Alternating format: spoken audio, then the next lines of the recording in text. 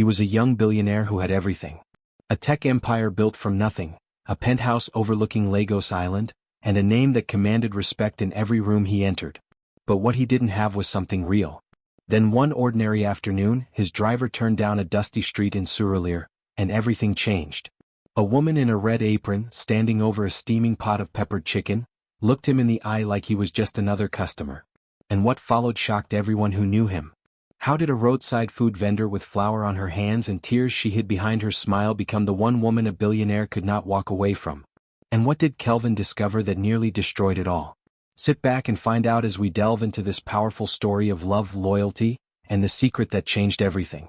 Linda Adeyemi was 26 years old, and she had a business administration degree hanging on the wall of a one-room apartment she shared with her younger brother Kelvin in Surulere. She had graduated with pride. She had sent her CV to 37 companies. She had waited and waited. The callbacks never came. Lagos was not cruel to everyone, but it was cruel to people like Linda, educated, honest, without connections, without anyone to open the right door. While she waited, her mother fell ill. The hospital bills arrived before the job offers did. And Kelvin's final year university fees could not wait for anyone. One quiet Tuesday morning, Linda looked at the numbers on her phone calculator and made a decision. She went to the market, came back with a bag of rice, a tray of peppered chicken, 2 borrowed pots, and her late grandmother's Ankara headscarf. She set up a small table by the roadside 2 streets from their apartment. She told herself it was temporary. That was 2 years ago. The pots were still burning. Every morning she rose at 4:30, tied the headscarf, and began the slow, careful work of cooking food that people talked about. Her fried rice had a lightness to it that no one on that street could explain. Her peppered chicken made grown men stop their cars. Regular customers called her Mama Linda, though she was only 26, because there was something in her presence. A quiet warmth, a steady dignity, that made people feel cared for. But at night, after the last pot was washed and Kelvin had gone to sleep, Linda would sit alone in the small kitchen and let herself feel the full weight of everything she had pushed down during the day. The degree she was not using. The future she had mapped out that had taken a different road without asking her permission. She never cried loudly. She simply sat, breathed, and allowed herself a few honest minutes before putting it all away again. She was not broken. She was not bitter. But she was carrying more than anyone standing in front of her stall could see, and she had grown very good at making sure they never found out. Jude Okonkwo had not planned to be in Surulere that afternoon. His meeting at a partner firm had run long, and his driver had taken a detour to avoid the Third Mainland gridlock. They were crawling through a narrow street when Jude, who had been staring at his phone, looked up. The smell reached him before anything else. Deep, smoky pepper. Chicken that had been seasoned properly, not rushed. He lowered the window. A woman in a red apron was serving a small crowd of customers from behind 2 large pots, moving with the calm efficiency of someone who had done this 1,000 times. "Pull over," Jude said. His driver glanced in the mirror. "Sir?" "Pull over." He stepped down from the SUV in a navy blue suit and watched 3 customers part slightly as he approached. Linda looked up from the pot she was stirring. She did not widen her eyes at the car. She did not adjust her smile. She simply looked at him the way she looked at everyone. "What are you serving?" he asked. "Rice, beans, fried plantain, peppered chicken," she said. "Which one?" "All of it. You're getting the rice and the chicken. Plantain finished. Beans is for tomorrow." She was already scooping before he could respond. He almost smiled. "Fair enough." He paid. He stood to the side and ate standing up because there was no chair. The food stopped him. It was genuinely, embarrassingly good. The kind of cooking that made a person understand why people kept coming back to the same stall year after year. He ate slowly, watching her serve the next customer with the same unhurried attention she had given him. When he was done, he tipped her generously. She accepted it without a fuss, thanked him once and turned to the next person in the line. No second glance. No performance. He sat in the SUV for nearly a full minute before he told his driver to go. Something about the encounter stayed with him all the way back to Ikoyi. He could not quite name it. He told himself it was just the food. He came back the next afternoon. He told himself he was in the area. He was not in the area. Linda noticed him immediately but said nothing. She served him rice and chicken, the plantain was available this time, and went about her business. He lingered longer than necessary, standing to the side with his plate, watching the rhythm of the stall. She managed 4 customers at once without raising her voice. She remembered what each regular person ate without being told. You run this alone? He asked. My brother helps on weekends, she said without looking up. That was the conversation. He left. He came back the day after that. And the day after that. By the end of the first week, Linda's regulars had noticed. By the end of the second, they had begun to tease her quietly. She ignored them with the same graceful firmness she applied to everything. What surprised her was how the conversations grew. Not dramatically, there was no grand moment, but gradually the way a river carves rock. They began talking about Lagos traffic, about the strange rhythm of the city, about her cooking process, about the way he always arrived looking like he was carrying a problem no one else in the room knew about. He never told her what he did. She never asked. There was something unusual in that, an equality in their exchanges that neither of them had experienced before. He was not performing wealth for her. She was not performing availability for him. They were simply two people talking across a food stall in the late afternoon, with the city moving around them. One evening as he was leaving, Linda wiped her hands on her apron and said casually, You keep coming back. The pepper chicken can't be that good. Jude looked at her for a moment. Then he smiled, not the polite, managed smile he gave in boardrooms, but something quieter and more honest. It is though, he said. He walked back to the SUV. She watched him go and said nothing, but that night, alone in the kitchen with the pots cooling, she allowed herself a small smile she made sure no one saw. It was Kayamika who showed her.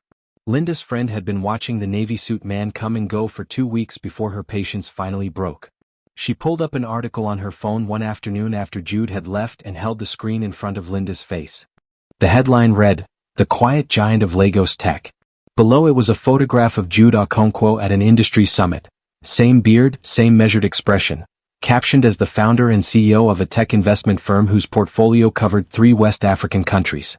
Linda read the article quietly. All of it. Then she handed the phone back to Kayamika, straightened her headscarf, and turned to the customer who had just arrived. What are you having? She asked. Kayamika stared at her. That's it? That's your reaction. Rice or beans? Linda. He's a customer, Kayamika. Rice or beans? The next afternoon, Jude arrived at the usual time. Linda greeted him the same way she always had, direct, warm, slightly impatient when the line was long. She did not offer him a chair. She did not lower her voice. She did not treat him with the particular careful attention people reserved for men of his standing. Jude noticed. He could not have said exactly when, but somewhere between receiving his plate and finishing it, he understood that she knew. The signs were subtle but unmistakable to someone trained to read rooms. The absence of any shift in her behavior was itself the signal. He waited for the deference to arrive. It never came. That evening, sitting alone in his office on the 23rd floor with the city spread below him, Jude Okonkwo turned his phone over in his hand and thought about the woman at the roadside stall who had looked at his net worth and treated it like background noise. In 15 years of building companies, he had not met many people like that. He thought, who is this woman? And this time the question had nothing to do with the food. Kelvin Adeyemi was 23, sharp-minded, and restless in the particular way of young men who are intelligent enough to see opportunity everywhere but not yet experienced enough to tell the good ones from the dangerous ones. He arrived at Linda's stall on a Thursday afternoon with his hands in his pockets and a tightness around his eyes that Linda recognized immediately. She had been reading Kelvin her whole life. What happened? She said. Nothing. I just need some money. Small thing. How much? He told her. It was not a small thing. Linda looked at him for a long moment, then opened the small tin she kept beneath the table and counted out what she had saved from the week. She handed it to him without asking further questions. She had always been this way with Kelvin, protective in the deep, tired way of an older sister who had carried someone else's weight for so long she had forgotten it was heavy. He thanked her, hugged her briefly, and left. That night, searching his jacket pocket for her spare house key, Linda found a folded slip of paper. Written on it in Kelvin's handwriting was a name and a number she did not recognize, and beneath it, 2 words that meant nothing to her, final clearance. She stared at it for a while. Then she folded it back and placed it where she had found it. She told herself it was nothing. Across Lagos that same evening in an air-conditioned office in Victoria Island, Jude's compliance director placed a printed report on his desk and said quietly, "We have a problem with the Meridian deal." Jude looked at the document. A transaction chain had been flagged, small amounts moved through a web of accounts, the kind of movement that looked like nothing until you mapped it. One thread in the chain connected to a shell company registered under a name Jude did not recognize. "Find out who this is," he said. His team began to dig. The full report came 3 days later. Jude's compliance director laid it on the conference table without speaking and let him read. The shell company traced back through 2 layers of registration to a small-time operator in Lagos. The name on the original filing was Kelvin Adeyemi. The address listed was a residential property in Surulere. Jude sat very still. He pulled up the location on his phone. He looked at the street name. He looked at the distance from Linda's stall. His chest did something he did not immediately have a word for. He told his compliance director he would handle the next steps personally. He closed the report. He did not call the lawyers yet. Instead, that afternoon he drove to Surulere. Linda was serving the lunch rush when he arrived. She was laughing at something a regular customer had said, her head thrown back slightly, completely at ease. She moved from one customer to the next with her usual unhurried grace, unaware that the man now standing at the edge of her stall was holding information that could alter both their lives. Jude ordered his food. He stood to the side and ate in silence. Linda noticed within minutes. She studied him between customers, the stillness of his jaw, the way his eyes were focused somewhere past the plate. She had learned to read him in the weeks of their quiet routine, and this was not the face he usually wore. When the rush thinned, she walked over and stood across from him. "You're not talking today," she said. He looked up at her. His voice was even. "I'm thinking." She held his gaze for a moment, searching for something. She did not find what she was looking for, but she found enough to know that whatever he was thinking about was serious. She went back to her pots. He finished his food, paid, and left without another word. That night he sat alone for a long time, the report on the desk in front of him, and tried to figure out what kind of man he intended to be. He called her 2 days later. He had never called her before. She had given him her number weeks ago for a food order, and it had sat in his phone and used. When her name lit up on her screen with his number beside it, Linda felt something shift in her chest. They met at a quiet restaurant in Surulere, far from his usual world, chosen deliberately. He was already seated when she arrived, still in his work clothes, the report folder on the table beside his glass of water. He did not soften it with small talk. He opened the folder, turned it to face her, and placed his hand flat on the table, not to threaten but to steady the moment. "I need you to look at this," he said. "Not because I am accusing you of anything, but because I cannot move forward with something between us that you don't know about." Linda looked at the document. She read slowly. And then she saw her brother's name. The room did not move. She read it again. The shell company. The flag transactions. The investigation that was already in motion through official channels that Jude had temporarily held back. When she looked up, her eyes were bright with a fury that was fighting very hard against the tears threatening to accompany it. "He didn't know what he was getting into," she said. Her voice was low and controlled. "He is not a criminal. He is 23 years old and he was struggling and someone offered him something that looked like a way out. He did not understand what he was signing his name to." "I know," Jude said. She blinked. "Then why are you showing me this?" "Because you deserve to know. And because," he paused, choosing his words with the same deliberateness he brought to everything, "I am not your enemy, Linda." It was those 4 words that broke through the wall she had spent years reinforcing. Not the wealth, not the gesture, not anything dramatic. Just the simple, direct declaration of alignment. She pressed her hands flat on the table and looked at them, and the tears came quietly, without performance, the way all her most honest moments arrived. Jude did not look away. He did not fill the silence. He simply waited, present, until she was ready. Jude met Kelvin alone. He did not bring lawyers. He did not bring his compliance director.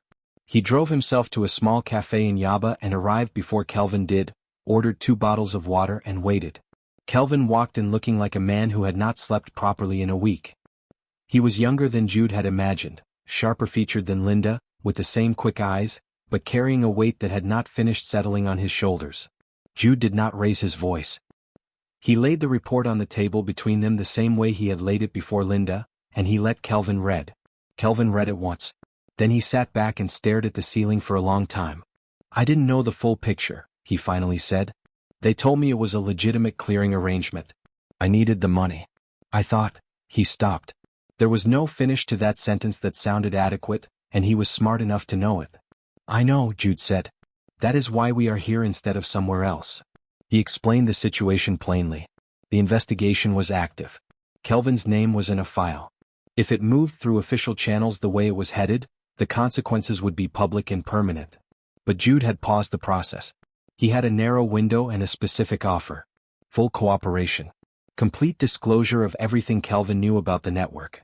In return, Jude would work with his legal team to ensure Kelvin's role was accurately represented, as a peripheral, uninformed participant, not an architect. And when it was over, there would be a legitimate entry-level position at one of Jude's smaller portfolio companies. A real start. A straight road. Why would you do this? Kelvin asked. Jude looked at him steadily. Because your sister has never once done a dishonest thing in front of me. And a man who benefits from someone's integrity owes something to the people they love. Kelvin accepted with his head bowed. His hands were shaking slightly.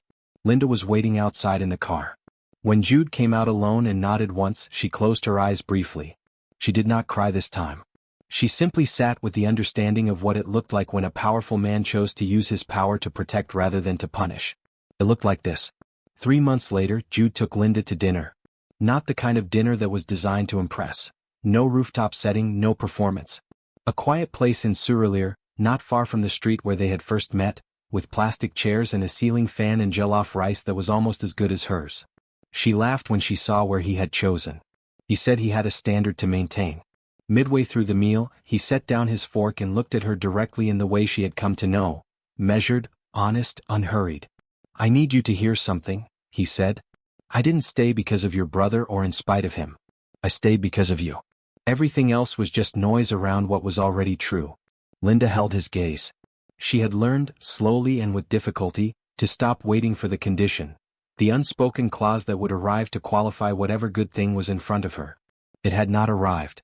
She was beginning to believe it was not coming. I hear you, she said. After dinner, he presented her with a thin folder. Inside were the registration documents for a properly incorporated catering business. A commercial kitchen space in a good location, a signed agreement to supply corporate catering to his firm's Lagos offices, and a staff roster with 3 names on it, people she could hire and train. The name on the business registration read, Linda's Table. The roadside stall was never beneath you, he said quietly. It was just too small for what you are. She did not respond immediately. She looked at the documents for a long time, tracing the words with her fingers. Then she looked up at him, and the smile she gave was not the bright, composed smile she wore for customers. It was the smaller, more honest one, the one that only came out in the quiet moments when no one else was watching. 6 months later, Jude's family visited hers in the way it was supposed to be done. Elders, cola nut, prayers, the measured formality of 2 families recognizing each other. Kelvin, 3 months into his new role and walking a straighter path, stood beside Linda at the ceremony with his chin up. On the morning of her traditional introduction, Linda folded the red apron and placed it on the shelf in her old apartment. She did not throw it away. It had fed her family. It had taught her endurance. And it had been the thing she was wearing the day the right man was wise enough to stop.